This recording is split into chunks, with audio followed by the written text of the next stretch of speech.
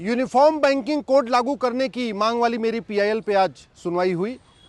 मैंने माननीय कोर्ट को बताया कि भारत में जो बैंकें फॉरेन ट्रांजैक्शन करती हैं, यानी भारत से पैसा विदेश भेज रही हैं या विदेशों से पैसा भारत में ले आ रही हैं, उनके लिए कोई यूनिफॉर्म कोड नहीं है, कोई उनका यूनिफॉर्म प्रोफार्मा नहीं है।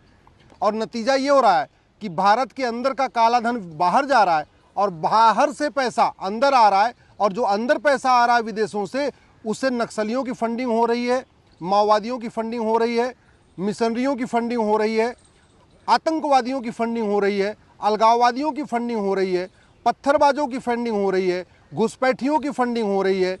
और भी जो लोग भारत में जासूसी करते हैं, भारत के खिलाफ लिखते हैं, भारत के खिलाफ लिखने वाले जो यूट्यूबर हैं, भारत के खिलाफ लिखने वाले जो लेखक हैं, भारत के खिलाफ बोलने वाले जो नेता हैं, इन सब को विदेशों से फंडिंग हो रही है।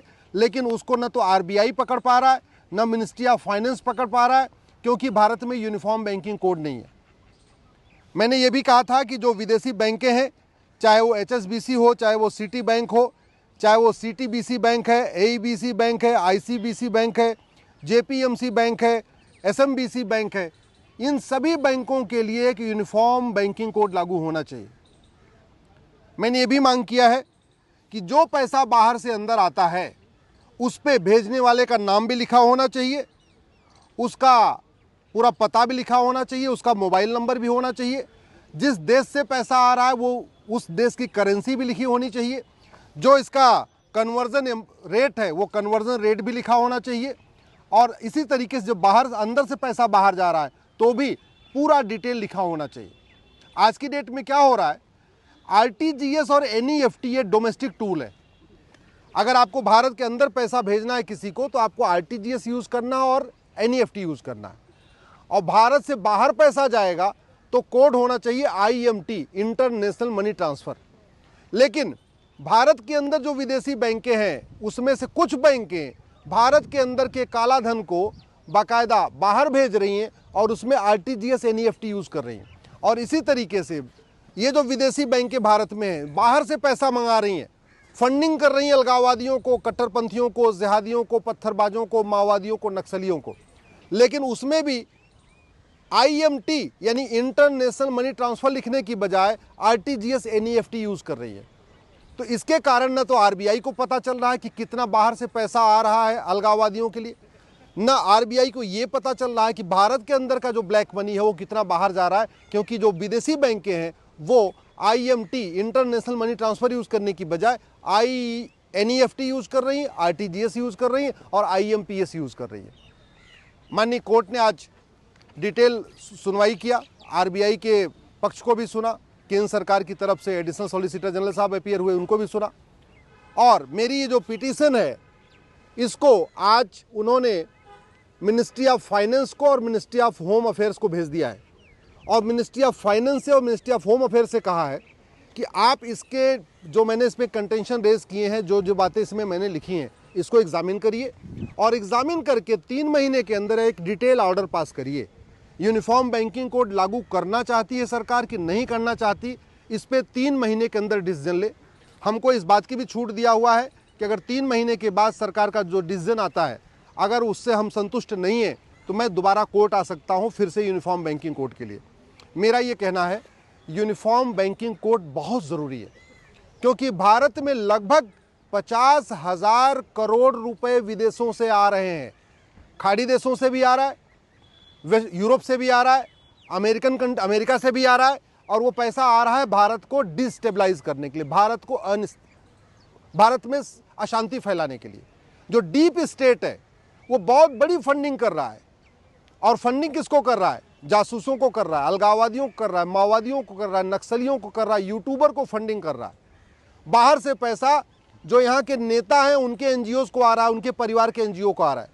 बाहर से पैसा यहाँ के जो तथाकथित बुद्धिजीवी हैं या तथाकथित जो देश विरोधी अभिनेता हैं या देश विरोधी पत्रकार हैं या देश विरोधी जो कलमकार हैं या देश विरोधी जो लेखक हैं, उनको भी, देश विरोधी संपादकीय लिखने वाले हैं, ऐसे सब लोगों को और उनके परिवार के लोगों को बाहर से फंडिंग आ रही है।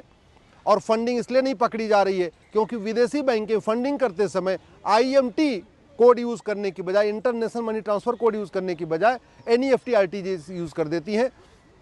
अभी जो कानपुर में पत्थरबाजी हुई थी उसमें 53 करोड़ रुपए विदेशों से आया था।